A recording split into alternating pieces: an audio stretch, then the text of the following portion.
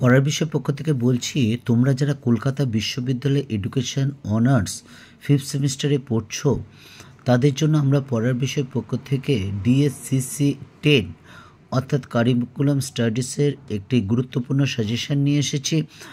এবং আমরা এই যে সাজেশানটা দিচ্ছি, পরীক্ষার আমরা 20-25 দিন আগে একটা কিন্তু ফাইনাল সাজেশান দেব। তা তোমরা যারা পড়ছো, আমরা ইতিপূর্বে DSCC 9 পেপারটি সাজেশান দিয়ে দিয়েছি, আজকে আমরা 10টা দিচ্ছি এবং DSCC 9-এর 2 নম্বরের কিন্তু সাজেশান দিয়ে দিয়েছি।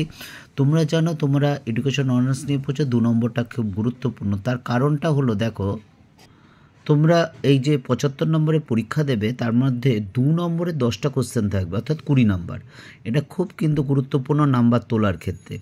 5 নম্বরে 6টা কোশ্চেন থাকবে, 5টা লিখতে হবে। 10 নম্বরে 4টে কোশ্চেন থাকবে, 3টে লিখতে হবে, টোটাল 75 নম্বর। এই জায়গাটা 5-এর বা 10-এর জায়গাটা একটু প্রবলেমের জায়গায়, কারণ একটা মাত্র কিন্তু অপশন আমার এক্সট্রা আছে। কাজেই সেই অনুসারে আমাদের পড়তে হয়। যেমন ধরি যদি 6টা থাকে, 3টে বা 4টে লিখতে হয়, তাহলে কিন্তু অনেক সুবিধা হয়। তা যাই হোক, সুবিধা অসুবিধা দেখে আমাদের দরকার নেই, আমাদের পড়তে হবে, এইটুকু আমাদের মানসিকতা নিয়ে এগোতে হবে। আমাদের সেইভাবে পড়াশোনা করতে হবে, সেইভাবে সাজেশান করতে হবে, সেইভাবে এগিয়ে চলতে হবে। তাই চলো আমরা এই education honours Calcutta university 5th semester DSCC 10 curriculum স্টাডিজটা সাজেশান শুরু করি। আমরা প্রথমে 10 নম্বরের সাজেশানটা শুরু করছি। দেখো 10 নম্বরে যে প্রশ্নগুলো থাকতে পারে, বুঝতেই পারছো 4টে থাকবে, 3টে লিখতে হবে। কাজে অপশনের জায়গাটা কম। তা যেগুলো ডবল স্টার দিয়েছে সেগুলো খুব ভালো করে পড়বে, তারপর একটা স্টার, তারপর যেগুলো স্টার নেই। কারণ আমরাও যখন পড়াশোনা করতাম, আমাদের সবগুলো একই রকম মানের পড়া সম্ভব হতো না, বুঝতেই পারছো। যদি 10টা পড়তাম, হয়তো 6টা খুব ভালো করে পড়তাম, এরকম। অর্থাৎ প্রশ্ন বুঝে, সাবজেক্ট বুঝে। তা যাই হোক, প্রথম প্রশ্নটা দেখো, পাঠ্যক্রমের সংজ্ঞা এবং এর মনস্তাত্ত্বিক ভিত্তি আলোচনা করো।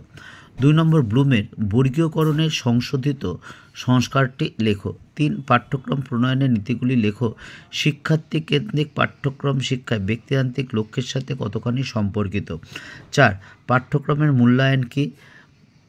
পাঠ্যক্রমে মূল্যায়নে টেলরের মডেলটি আলোচনা করো। খুব গুরুত্বপূর্ণ প্রশ্ন। 5 নম্বর, পাঠ্যক্রমের পরিধি আলোচনা করো এবং পাঠ্যক্রমের দার্শনিক ভিত্তি লেখো। 6, ব্রুনারের নির্দেশনার তত্ত্বটি সংক্ষেপে ব্যাখ্যা করো। আধুনিক পাঠ্যক্রমে এর তাৎপর্য আলোচনা করো।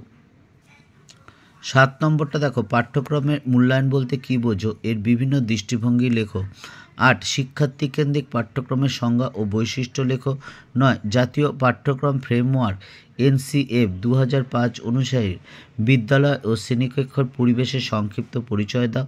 10 নম্বর, পাঠ্যক্রম সংস্কারের প্রয়োজনীয়তা কী এবং এক্ষেত্রে যেসব বাধার সম্মুখীন হতে হয় সেগুলি আলোচনা করো। এই হচ্ছে 10টা কোশ্চেন। তার মধ্যে দেখে নাও ডবল স্টার হচ্ছে 6টা কোশ্চেন। এই 6টা কোশ্চেন কিন্তু তোমরা খুব ভালো করে পড়বে। এবং আমরা আবার বলছি, আমরা পড়ার বিষয় পক্ষ থেকে যে পরীক্ষার 15-20 দিন আগে একটা ফাইনাল সাজেশান দেব।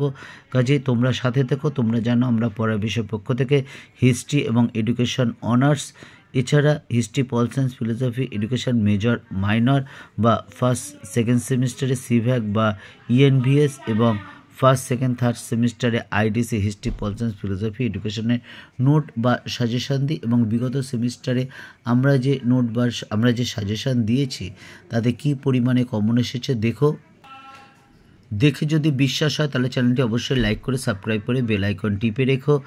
কারণ আমরা তোমাদের জন্য কিন্তু অনবরত তোমাদের এই ভিডিও নিয়ে আসবো, যেগুলো তোমাদের জন্য পরীক্ষার জন্য কিন্তু খুবই গুরুত্বপূর্ণ। তো চলো আর কথা না বাড়িয়ে 5 নম্বরটা শুরু করি। দেখো 5 নম্বরের প্রশ্ন হচ্ছে, আর বলার দরকার নেই নিশ্চয়ই, ডবল স্টারগুলো খুব ভালো করে পড়বে।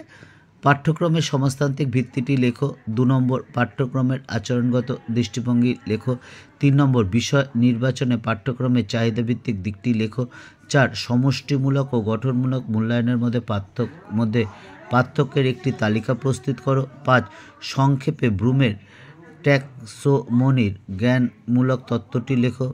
6, পাঠ্যক্রমের গঠনগত মূল্যায়নটি সংক্ষেপে লেখো। 7 নম্বর, কর্মকেন্দ্রিক পাঠ্যক্রম কাকে বলে। 8, পাঠ্যক্রম বিকাশের প্রয়োজনীয়তা লেখো। 9, জ্ঞানকেন্দ্রিক ও কর্মকেন্দ্রিক পাঠ্যক্রমের মধ্যে তুলনা। 10, এনএফসি 2005 অনুযায়ী বিদ্যালয় ব্যবস্থার বিভিন্ন সমস্যা লেখো।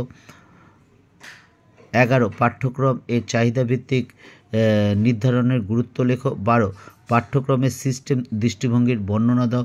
13 পাঠ্যক্রম রচনার পরিকল্পনার প্রয়োজনীয়তা লেখো। এবং লাস্ট কোশ্চেন, পাঠ্যক্রম এর তন্ত্রীয় মতবাদটি লেখো। এই 14টি কোশ্চেন তোমরা দেখে রাখো, যেগুলো ডবল স্টার অবশ্যই খুব ভালো করে পড়বে। তারপর একটা স্টার, তারপর যেগুলো স্টার দেওয়া নেই। এবং আমরা বলেছি যে একই রকমভাবে পড়া সম্ভব না, যেটা আমরাও যখন পড়াশোনা করতাম তা আমাদের সময় এরকম করতাম। কাজেই এই 14টা কোশ্চেন একই রকমভাবে পড়ে যাওয়া সম্ভব নয়, আমার পক্ষেও সম্ভব নয়। কাজেই তোমাদের যেগুলো ডবল স্টার, এই 7টা 8টা যাই হোক, এগুলো খুব ভালো করে পড়তে হবে, যাতে আমার যখন লিখবো, যদি এর মধ্যে পেয়ে যাই আমি, তাহলে যে লিখবো যাতে আমাকে 90%-এর কম এক্সামিনার দিতে না পারেন। এই দিতে না পারেন কথাটা আমি বললাম কারণ লেখার মান বা কোয়ালিটি যাই বলি না কেন এত উন্নত মানের হতে হবে। যেগুলো একটা স্টার মিনিমাম 65 থেকে 70% আনতে হবে, আর যেগুলো স্টার নেই অ্যাটলিস্ট যাতে 40%-এর মতো আমরা নাম্বার ক্যারি করতে পারি। তা যদি ভালো লাগে চ্যানেলটি অবশ্যই লাইক করে সাবস্ক্রাইব করে বেল আইকন টিপে রেখেও যদি কোনো ভুলভ্রান্তি হয় অবশ্যই বলো, কারণ আমরা তোমাদের সর্বরকম সাহায্য নিয়ে আমরা পড়ার বিষয় পক্ষ থেকে এগিয়ে যেতে চাই। আমরা বেশ কিছুটা পথ অতিক্রম করলেও আমরা কিন্তু আরও অনেকটা পথ অতিক্রম করতে চাই, সেক্ষেত্রে তোমাদের সাহায্য দরকার। এছাড়া কোনো কিছু দরকার হলে আমাদের বলো, আমরা চেষ্টা করব তোমাদের সমস্যার সমাধান করা। আরেকটা কথা আমরা আগেও বলেছি, নিশ্চয়ই জেনে গেছো, পড়ার বিষয় চ্যানেলটা আমি পরিচালনা করলেও আমার দীর্ঘ 23-24 বছর শিক্ষকতার অভিজ্ঞতা, আমি ছাড়াও আরও 13 জন শ্রদ্ধেয় শিক্ষক শিক্ষিকা আছেন যারা বিভিন্ন স্কুল কলেজের সাথে যুক্ত। এছাড়া 3 জন কেরিয়ার কাউন্সিলর আছেন, যিনি সবচেয়ে অভিজ্ঞ, প্রায় 37-38 বছর তার অভিজ্ঞতা।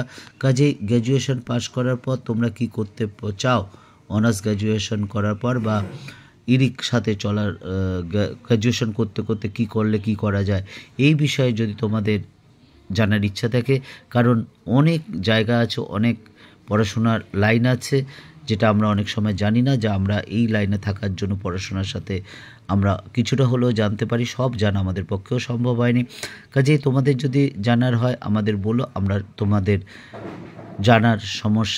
জানাটা বাস্তবায়িত করব বা তোমাদের যে প্রশ্ন তার সমাধান করার চেষ্টা করব। পড়ার বিষয় পক্ষ থেকে এতটুকুই। অগ্রিম শুভেচ্ছা রইল সকলের জন্য।